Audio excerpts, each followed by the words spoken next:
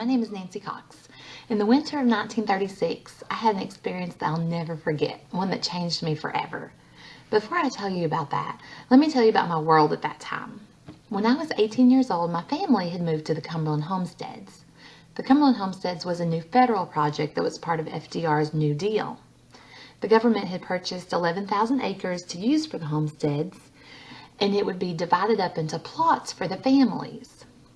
The homesteaders would be responsible for building their homes and their farm buildings, and then each family would be provided with a few farm animals and with some work tools. A lot of families wanted to be part of the project, but there was a very strict application process you had to go through. Our family made the cut for the program, and we were the 28th family to choose a plot. Most of the homesteaders there were unemployed miners or farmers, although there were a few teachers, a physician, and a project nurse. The project nurse was my mother, Amy Young Cox.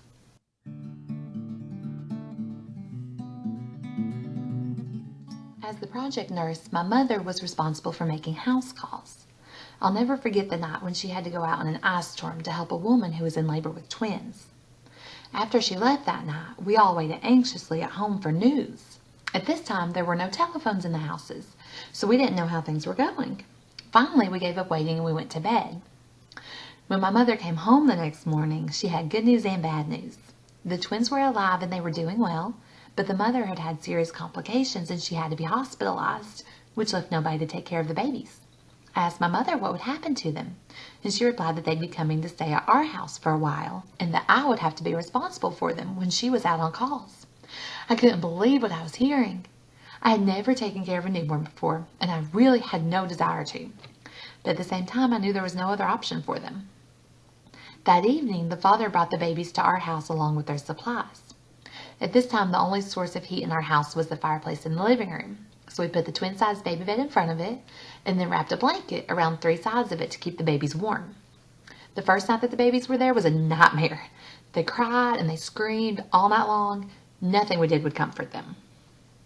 My mother stayed home with me the first couple of days so she could show me how to take care of them.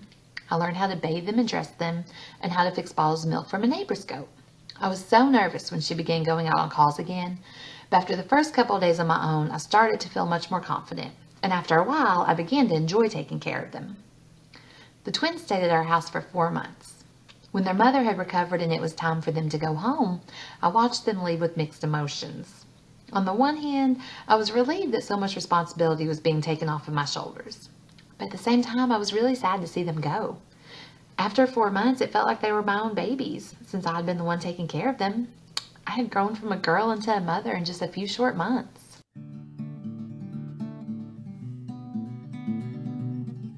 Not long after the twins returned home, their family started having some trouble, and they ended up moving out of the homesteads. In the years since, I've often thought about those twins and wondered about the boys that they grew up to be. I think back on my 4 months of mothering them, and I just smile at the memories. Some good, some bad, all of them etched on my heart forever.